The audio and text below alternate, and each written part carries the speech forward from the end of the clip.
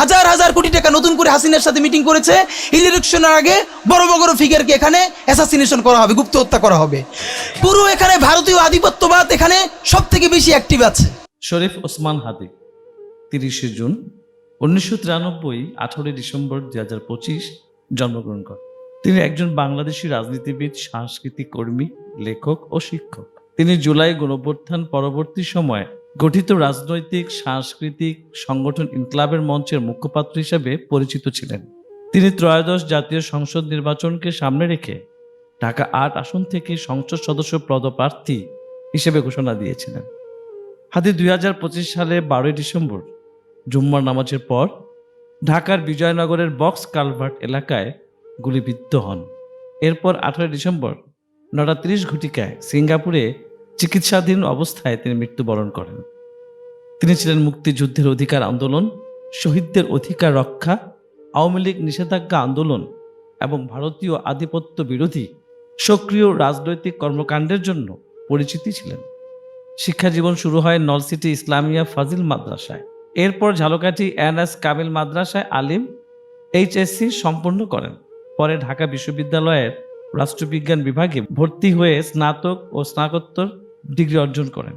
পরবর্তীতে তিনি university of scholars নামক একটি বেসরকারি বিশ্ববিদ্যালয়ে ইংরেজি বিভাগের শিক্ষক হিসেবে কর্মরত ছিলেন।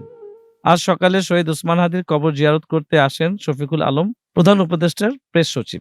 তিনি বলেন, দেশের সামগ্রিক পরিস্থিতি, সরকারের পরিকল্পনা ও নীতিগুলি তুলে ধরে বলেন, দেশের ভবিষ্যৎ উন্নয়নের জন্য সমাজের সকল স্তরে সমবায়, শিক্ষা, অর্থনীতি ও অবকাঠামো উন্নয়নের উপর জোর দিতে হবে। তিনি দেশের স্বার্থে ঐক্যবদ্ধভাবে কাজ করতে এবং দেশের স্বার্থে সব ধরনের চ্যালেঞ্জ মোকাবেলা করার উপর গুরুত্ব আরোপ করেন।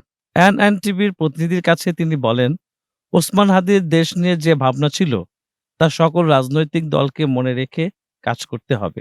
তিনি দেশের স্বার্থে ঐক্যবদ্ধভাবে কাজ করার আহ্বান জানান এবং দেশের উন্নয়নের জন্য সবাইকে একসাথে এগিয়ে আসার প্রতিশ্রুতি দেন।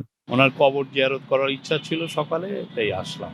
এই হাদি আমাদের বীর, জাতীয় বীর, আমাদের নতুন জাগরণের সে অন্যতম নেতা। সে আমাদেরকে শক্তি জুগিয়েছে, তার কথা আমাদেরকে শক্তি জুগিয়েছে, আমাদেরকে চিন্তার খোরাক দিয়েছে, আমাদেরকে সামনে পথ দেখিয়েছে। তার মৃত্যুর জন্য যারা দায়ী তাদেরকে বিচারের আওতায় আনা, এটা আমাদের গভর্নমেন্টের অন্যতম প্রায়োরিটি, এবং সে লক্ষ্যে এই গভর্নমেন্ট কাজ করে যাচ্ছে। হাদির যে উদ্দেশ্য ছিল, তার যে পরিকল্পনা ছিল, সেই পরিকল্পনার সামনে দিয়ে কেউ যে আগে নিয়ে যাবে, এটা অনেকেই আছেন, পুরো দেশই তার কথা, তার কাজগুলোকে এগিয়ে নিবে। দেশের মানুষ, দেশের পলিটিক্যাল পার্টি, দেশের সোশ্যাল অ্যাক্টিভিস্ট, হাদির ইনকিলাব মঞ্চ, সবাই মিলেই হাদির কাজটা এগিয়ে নিবে।